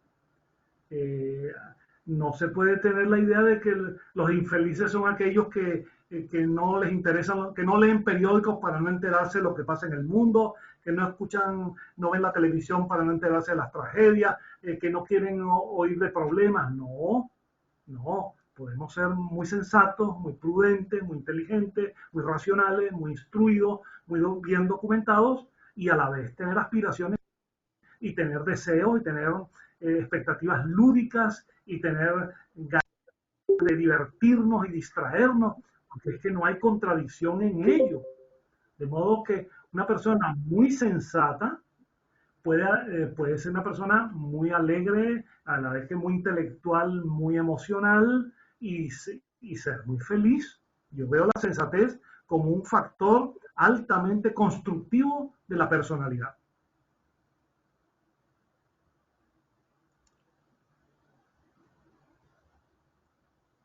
¿Cómo ayudar a quienes atentan contra su evidente felicidad? Bueno, algunos dicen que no basta ayudar, la gente tiene que dejarse ayudar, ¿no? Y en efecto hay personas que les cuesta dejarse ayudar. Y cómo lograrlo no es fácil. Me voy a permitir un rápido comentario. Yo tenía ejercicio clínico, la clínica en Caracas, en Santa Sofía. Una vez me llegó una señora, me había visto en un programa de televisión hablando de temas diversos de psicología y llegó a la consulta. Y la señora llegó en el último estado de la crisis porque hacía unos días había fallecido su niño de 13 años de edad de cáncer cerebral. La señora estaba destruida y ella llegó a decirme a mí, vine, no sé por qué, pero yo me voy a matar. Ante esa situación, pues uno intenta hablar cosas, pero casi sabiendo que en esos estados anímicos la persona difícilmente puede ser ayudada. Por eso es que muchos psiquiatras optan por hospitalizar hasta que pasen las crisis. En el caso de los psicólogos que no medicamos, tenemos que luchar con la psicoterapia. Bueno, yo le di 4 o 5 argumentos a la señora y parecía que le hablaba a una pared. Lo último que le hablé, dije, este es mi último recurso, fue el siguiente. Le pregunté, insistí en esta pregunta, porque ya yo lo sabía por el registro, ¿cuántos hijos más tiene usted? Creo que eran tres más, 2 hembras y un varón. Y viven con su esposo, bien, viven en familia. Y yo le dije, señora, lo ocurrido es dramático y la comprendo perfectamente. Comprendo que el amor de una madre y sobre todo la tragedia de una madre viendo perder a su hijo de 13 años, eso no tiene descripción. Porque en la lógica de la vida nos morimos primero los padres que los hijos, como fallecieron nuestros padres primero. Pero cuando esa lógica se trastoca, ahí se caen todos los esquemas. Sin embargo, yo me aferré a un argumento y le dije, esos otros hijos suyos han perdido a un hermano, han perdido a su hermano menor. Y usted, si usted llega a atentar contra su vida, va a hacer que esos muchachos que están adoloridos por la pérdida de su hermano, también pierdan a su madre. Y usted no puede hacerle eso a sus hijos, porque ellos están tan adoloridos como usted. Y usted tiene un esposo que también está, un padre que ha perdido un hijo, y usted va a dejar a ese hombre sin su esposa. Y créanme, ese fue el único hilo del cual yo pude tomarla y empezar a hacer poco a poco, a lo largo del tiempo, psicoterapia con ella. El único argumento que le valió era que iba a dejar a sus otros hijos sin madre y a su esposo sin esposa. Entonces, hay personas, fuera de este caso, hay personas que por creencias, por actitudes, por fanatismos, no se dejan ayudar. Entonces, hay que seguir buenos consejos, la sensatez de que hablábamos antes. Como dicen por allí, Dios nos dio 2 orejas y una boca para que oigamos el doble de lo que hablamos. Hay que oír, hay que escuchar. Aunque estemos mal, quién sabe si damos oportunidad que otros nos hablen, quién sabe si nos dicen algo que nos pueda realmente reorientar nuestra vida. De modo que estemos abiertos a las buenas lecturas, al arte, a la poesía, a la música, a la cultura, a la ciencia, a la técnica. Estemos abiertos a los amigos, estemos abiertos a los buenos amigos, estemos abiertos a las personas que valen la pena para que también ellos nos ayuden y nos apoyen cuando estemos en dificultades. Pero si no cerramos y hacemos oídos sordos, nos vamos a meter en un mundo del que va a ser difícil salir.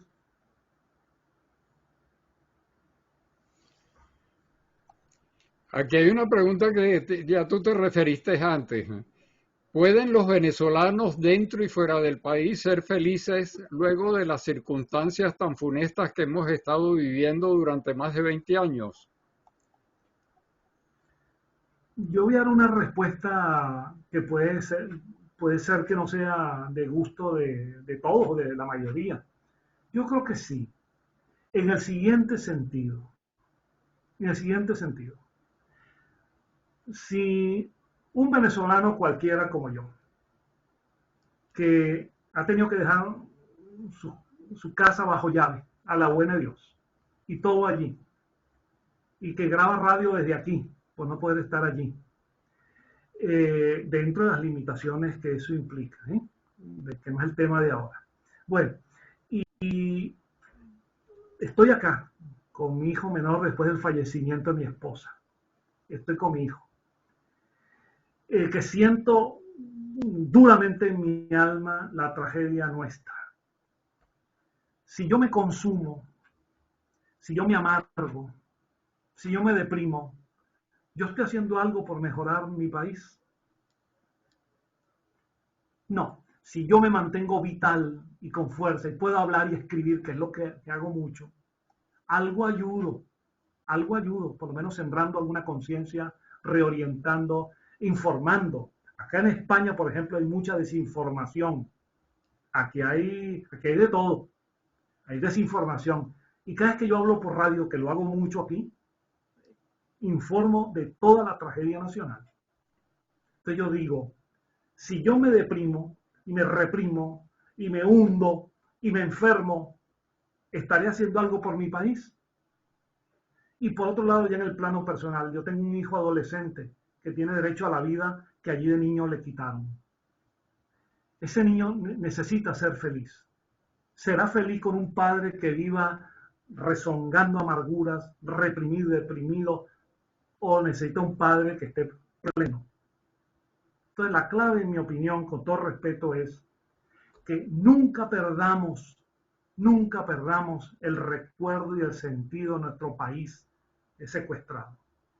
Que nunca perdamos nuestro amor y nuestra esperanza por la libertad y la democracia, pero que al mismo tiempo nos debemos a nosotros mismos y a nuestras familias y a nuestras amistades y a las demás personas, nos debemos el derecho a vivir felices dentro de lo que eso sea posible. Aquí hay una pregunta que es, ¿qué piensa usted de la tesis del doctor Bruce Lipton en el libro de la biología de las creencias y la epigenética? Lo tengo aquí. Es un libro que traje de Caracas, La biología de la creencia, un magnífico libro. Un magnífico libro. ¿Sí? Hablando de, yo diría que en alguna medida de lo que ya he hablado aquí, de la interacción psicosomática, de que Lipton plantea una tesis que es genial, y me la voy a repetir muy brevemente acá. Lipton dice, el cerebro es un órgano ingenuo, y cualquiera dirá, vaya paradoja, este magnífico instrumento que ni las calculadoras del mundo han podido llegar a él, a su capacidad, a su potencialidad. ¿Cómo que es un órgano ingenuo? Sí, dice Lipton, es un órgano ingenuo porque él se cree lo que le decimos, él cree en nosotros. Si yo digo en una mañana en que me levanto, me siento mal, estoy pesado, es que hoy no tengo ánimo de nada, la verdad que me siento triste y mal, él va a funcionar creyendo lo que yo le estoy diciendo. Y va a replicar orgánicamente mi creencia. Y en efecto, orgánicamente me va a enfermar, me va a hacer sentir mal. Para que, si yo creo que estoy mal, en efecto, mi cuerpo está mal. Dice Lipton, si yo le digo, no, me voy a levantar con ánimo, me voy con buen pie, hoy voy a hacer esto, hoy me dispongo a, inmediatamente reactiva conexiones neuronales positivas para ello. Entonces, hay una biología de la creencia. Lo que mi creencia establezca, biológicamente repercute. Y lo mismo con todos los procesos genéticos y epigenéticos, en el sentido de toda esa genética social.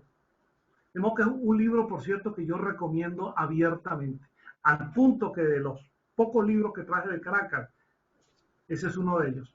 La biología de la creencia del doctor Bruce Lipton. Ok. Mi hijo acaba de llegar del Congo, donde la miseria llega a condiciones extremadamente difíciles de imaginar. Sin embargo, dice que a pesar del hambre y la miseria, la gente dice ser feliz y que ama la vida. Cantan todo el tiempo y siempre tienen una actitud festiva. ¿Cómo podemos entender eso? Sí, por eso hay que entender que la felicidad tiene una dimensión cultural, una dimensión cultural. Si pueblos, determinados pueblos, tienen una larga trayectoria, una larga tradición de, de una vida muy estrecha para lo básico, para atender sus necesidades elementales, pescando en los ríos, en un lago, cazando un animal, consumiendo lo básico, y ese es su mundo cultural, ¿eh? Pues para ellos felicidad es que alguna vez hagan su famoso rito de iniciación y el adolescente consiga la muchacha con la que entabla un hogar o conviven o se casan. Su felicidad va a reducirse en la medida que la comparamos con los estándares nuestros. En la medida que lo señalamos en su contexto, pues la felicidad se adapta allí. Por eso algún pensador decía por allí, soy más feliz cuanto menos necesito. Para las personas que se llenan no de las necesidades normales, habituales, sino que inventan necesidades todo el tiempo, están en una infelicidad, en una carrera para ver cómo las cubren. Y nunca serán felices porque nunca nada es suficiente. De modo que la felicidad tiene un margen de relatividad y en estos casos asociado al contexto cultural.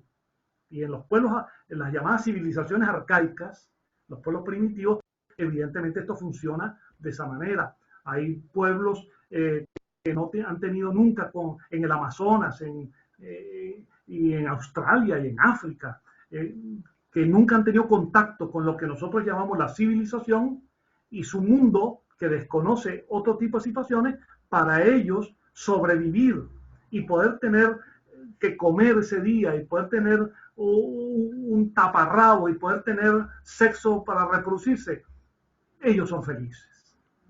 Bien, no podemos medirlos a ellos con nuestra escala de valores. Ahora, cuando un país ha sido exitoso, próspero, con unos estándares extraordinarios, y luego eso se lo arrebatan, ahí sí hay infelicidad porque compara. Bueno, John, aquí te hacen una pregunta que te permite publicitarte. Son dos preguntas realmente. ¿Cómo se pueden conseguir tus conferencias, libros y CDs? Y la otra pregunta es si tú haces consulta clínica virtual y cómo contactarte. Sí, bueno, yo lo agradezco mucho, pero yo estoy tramitando aquí en España, que es un proceso largo y complejo, estoy tramitando la homologación como psicólogo clínico. Entonces eso es un proceso largo. Ahora parece que lo van a facilitar, pero dura de 3 a 4 años. Entonces lo que yo he hecho es atender pacientes que me son enviados directamente por persona y tengo una oficina para ello. No estoy atendiendo virtualmente, de verdad, porque yo pertenezco a la escuela antigua. Yo necesito ver a la persona, sentirla, tenerla cerca, necesito esa interacción, ese feedback directo y personal. Entonces, por eso no me he dispuesto a la atención virtual, que me sería muy cómoda, hasta rentable, pero yo no sacrifico mis convicciones. Y de verdad, hasta ahora me mantengo en la idea de que necesito tener a mi paciente conmigo para poderlo atender. Y Y cuanto todo a eso las conferencias en internet pueden poner John Espuro y encuentran conferencias de lo humano y de lo divino. Ok, mira, con esto finalizan las preguntas y está anotado en el derecho de la palabra Pedro Figueroa. Adelante, Pedro. Acuérdate que son 3 minutos nada más.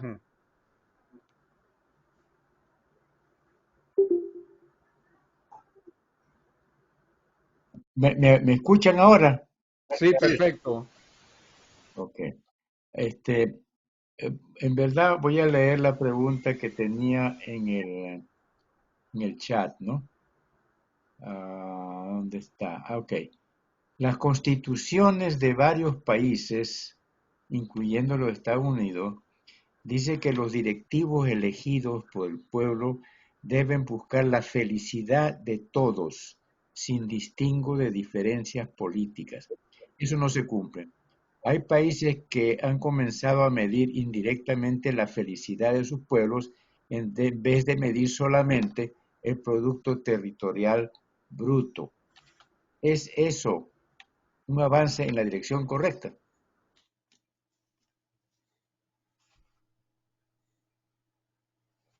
¿Aló? ¿Aló? Espera, Pedro, porque hay un delay. ¿No escuchaste la pregunta, John? La escuché, lo que no sé si el amigo Pedro va a continuar hablando o no, Ah, perdón. o esa es la pregunta. Esa es la pregunta, sí. Sí, entiendo que la pregunta es que tradicionalmente las mediciones sobre eso tan intangible que es la felicidad de los pueblos han tenido que ver con magnitudes como ingreso per cápita, capacidad de poder adquisitivo, otros valores económicos, financieros, sociales, educación, cultura, y el amigo Pedro plantea si la medición de la felicidad, el grado de felicidad de un país, dado que en efecto muchas constituciones establecen que el deber de quienes gobiernan es proporcionar felicidad a sus gobernados, si la felicidad podría ser indicador del grado de satisfacción general en la población de ese país. Bueno, yo pienso que una cosa no contradice la otra.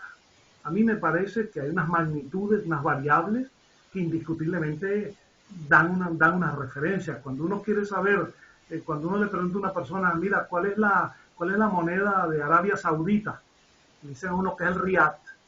Pues a uno le interesa saber, ¿y cuánto es el salario mínimo en Arabia Saudita? Es tanto. Bueno, uno necesita saber cuál es la equivalencia con el dólar o con el euro. En fin, hay una serie de dimensiones económicas, financieras, culturales, sociales, educacionales, que son importantes para determinar el grado de satisfacción de una sociedad. Aquí, hace un tiempo leí en la prensa española de una noticia ocurrida en Dinamarca. En Dinamarca ocurrió que en un pequeño pueblo de 100 habitantes, el alcalde renunció porque la prensa descubrió que había un adulto que era analfabeto. Y él consideró entonces que su trabajo como alcalde había fracasado. Imagínense ustedes si eso se aplicara en Venezuela, en otros países. Renunció porque un ciudadano mayor era un analfabeto, no sabía leer ni escribir. Y le pareció un motivo de deshonra para su pueblo. Entonces, hay magnitudes que tienen que medirse. Grado de escolaridad, analfabetismo, alfabetización, acceso a la lectura, todo eso. Ahora, ¿cómo determinar el grado de felicidad de un pueblo? Pues aquí existen algunos baremos para eso, pero obviamente engloban muchas situaciones que tienen que ver con lo hablado hoy. Las necesidades materiales y un conjunto de elementos de tipo psicológico, moral y espiritual. Yo sí creo que, atendiendo pues en resumen la pregunta, que la medición de la felicidad tiene que ser tomada en cuenta como una referencia esencial para determinar el grado de bienestar de la población y si los gobernantes están cumpliendo. Eduardo Ángel Ceballos quería preguntar, pero no podía levantarla. Adelante, Ángel. No encontraba cómo levantar la mano. Ok, gracias, Carlos. Bueno, primero que nada, como usted dijo, doctor Aspurua, y eso es lo que sentí yo, su ponencia estaba muy alineada a lo que es psicología positiva. ¿Por qué lo digo? Porque esa es una de las corrientes que personalmente he estado profundizando en los últimos 20 años, como usted bien dijo también, es muy reciente, y usted dio también las respuestas claramente. El que buscando los valores positivos, evidentemente favorece la búsqueda de esos espacios donde el sentimiento, el pensamiento y las acciones van en esa dirección. Inclusive la Universidad de Pensilvania, donde está la raíz de la psicología positiva, donde está el doctor Martin Seligman, tiene un test llamado VIA, V-I-A, que determina que todos los seres humanos tienen 24 fortalezas y que las primeras 6 fortalezas son las que te definen. Lo que quiere decir que la última fortaleza no es una debilidad, sino que es una fortaleza que puede ser, una de ellas el perdón, donde tú menos la utilizas. Pero sabemos que lo que representa esa fortaleza, el perdón. Entonces lo que quiero decir con eso es que sí hay formas de poder identificar las fortalezas de nosotros. Muchas veces no las sabemos, o sea, nos las preguntan y empezamos a pensar cuáles son las que yo he sido exitoso en la vida, pero no las podemos identificar. Este test, yo se lo recomiendo a todos, en la Universidad de Pensilvania es gratis, en media hora te dan un perfil, y es asombroso porque yo lo apliqué con un presidente de un banco en Florida de vendedores, y esos vendedores, yo le dije al gerente, tú, de acuerdo a las definiciones de la fortaleza, esta fortaleza, ¿cuáles son las 6 fortalezas que tú consideras que un vendedor estrella debe tener? Él me la tipificó, le hicimos el test, y ahí él se dio cuenta, ahora yo sé por qué Eduardo Betancourt es una estrella, porque de las 6 fortalezas que se requiere un vendedor, él tiene 5. Y también fue y determinó que Carlos Sánchez no era tan bueno, porque las fortalezas que necesitaba estaban al final. Lo que él decía, la decisión es qué voy a hacer, pero en vez de irte a las debilidades, tú vas a potenciar esa fortaleza. O sea que, por eso que se llama psicología positiva, no es porque hay una psicología negativa, sino que el enfoque, como el coaching positivo, que yo también doy talleres de coaching positivo, el que va a un coach es porque tiene problemas. Normalmente tú no vas a un coach para decirle, mira, yo me siento bien, yo quiero llevarme al mundo. Eso lo ves raramente. Bueno, el coaching positivo va hacia allá, de que tú, aunque te sientas bien o normal, tú vas a identificar tu fortaleza y te darás cuenta que estás ubicado donde no tienes que estar ubicado. O sea que eso que usted dice es una realidad en poder lograr eso. Muchas gracias, doctor. Mira, tiene la palabra, Pedro Figueroa pidió la palabra de nuevo, Eduardo. Y después Eddie. Adelante, Pedro, 3 minutos.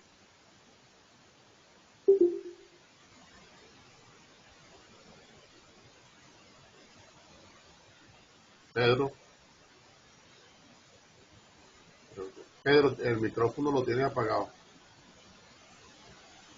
Doctor Aspurua, ¿cuán ciertos son las noticias recientes del avance de la investigación en retener el avance del grado del Alzheimer hasta llegar a pararlo por completo?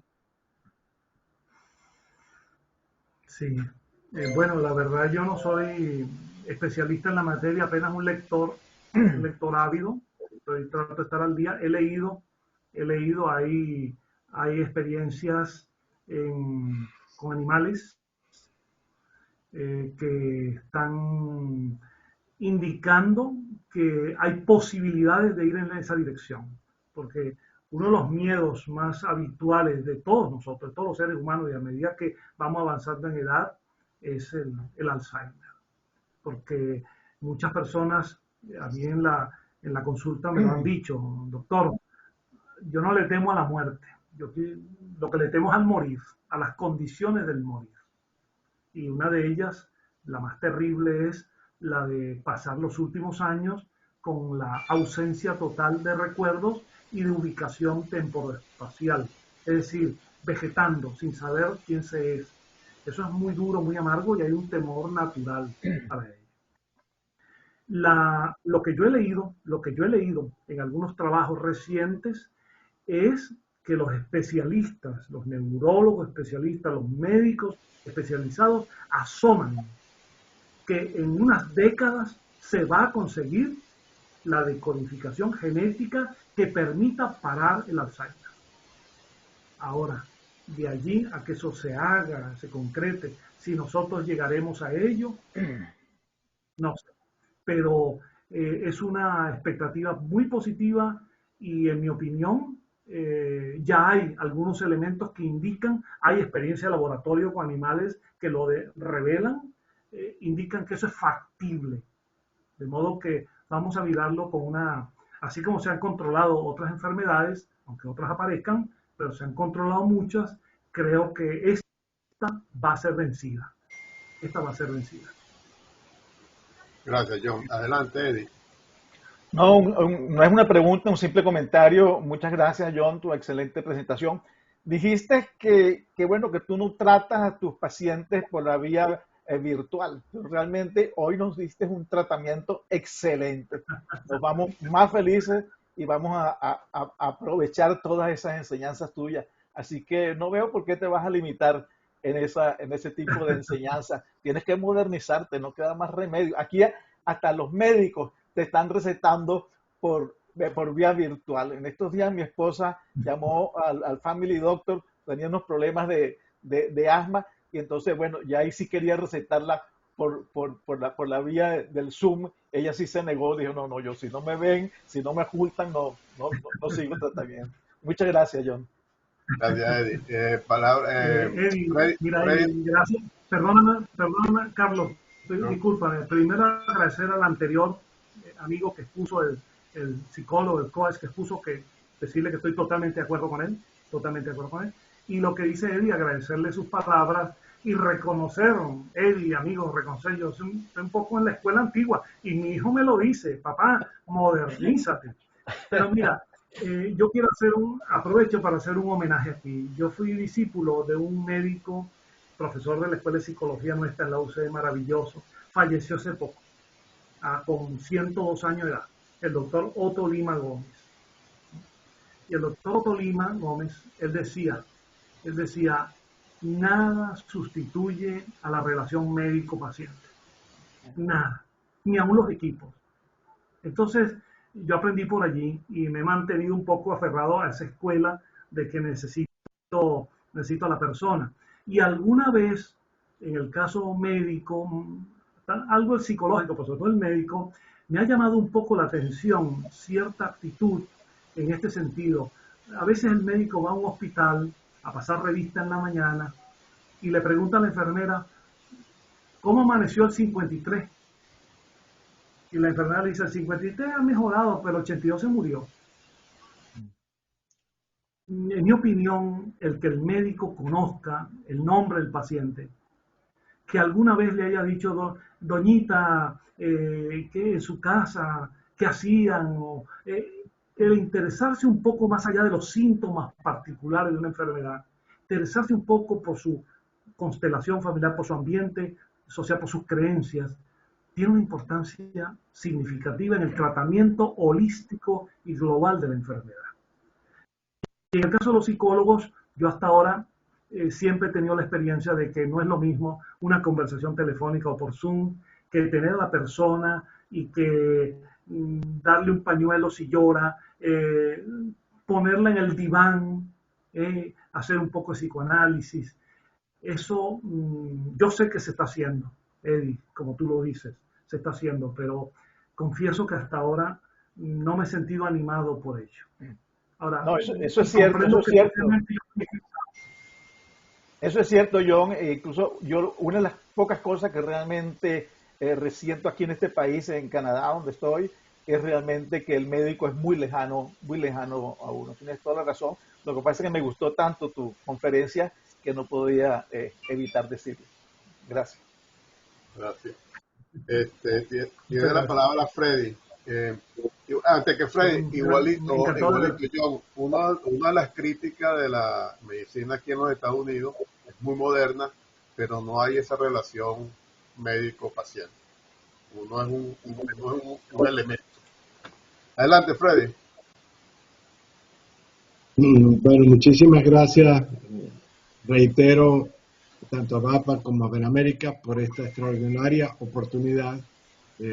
Yo lamenté muchísimo cuando usted doctor Aispura, tuvo que suspender la la conferencia, que entiendo ya por otras razones, porque a través de los programas radiales, yo vivía en Maracaibo, podía algunas veces a través de la FM escuchar alguna de sus conferencias, no todas como los de Caracas, que podían oírlas todas, y he disfrutado muchísimo y he aprendido mucho en su conferencia de hoy. Respeto mucho su decisión de no dar consultas de forma virtual, igual que le decía el compañero Eddie Ramírez. Lo único que le quiero llamar a reflexión, cuando usted decía antes, con el tema de si se deprimía, los efectos sobre su hijo, el no trabajar y no ayudar por conferencias, por radio, no ayudaba a divulgar. Cuando usted ha participado en esta conferencia, está apoyando esa tesis. Y cuando dice, por ahora, le voy a agregar las macabras palabras aquellas del por ahora, cuando dice, se le agrego yo, por ahora no da consultas virtuales, eso no hace match con lo anterior, pero respeto sus decisiones, por supuesto, pero no quería retirarme sin mencionárselo. Muchas gracias. Muchas gracias. Gracias, Freddy. Muchas gracias. Y le informo que sigo transmitiendo, mis programas siguen transmitiéndose igual sábados y domingos por Unión Radio. Yo sigo, incluso aquí voy grabando, se repiten muchos, pero siempre mando algún lote de programas nuevos. Mira, bueno, Arnaldo quiere despedirse y agradecer tu participación y después yo cierro la sesión y vamos a la sobremesa. Adelante, Arnaldo. John, ¿me escuchan? Sí. Okay. John, quería darte las gracias, como siempre, por esta maravillosa oportunidad de encontrarnos en línea. Todo lo que dicen las personas del chat acerca de que reconsideres la atención a través de el modo virtual es evidente. Así que te dejo eso ahí. Por otro lado, agradecerte públicamente que te hayas ofrecido a darnos una extraordinaria charla sobre el logro de la felicidad, que como tú dices, no depende de nadie más que de uno mismo. Un abrazo para ti, muchísimas gracias como siempre, y lo único que te voy a pedir es que estés preparado porque esta no será la última. Así que un fuerte abrazo. Gracias, Arnaldo. Muchas gracias, Arnaldo. Muy agradecido a ti, de verdad. Y agradecido a ti, a Eduardo, a Carlos y a todos los que han hecho posible esta actividad y a todos los que han tenido la paciencia de seguirnos a lo largo de un par de horas. Bueno, John, no tuvimos problemas técnicos, ¿te das cuenta? Todo funcionó perfecto. Realmente te agradecemos mucho. Justo y perfecto. Sí, te agradecemos mucho tu participación y me encantó el mensaje que diste a los venezolanos. Fue fuera de serie.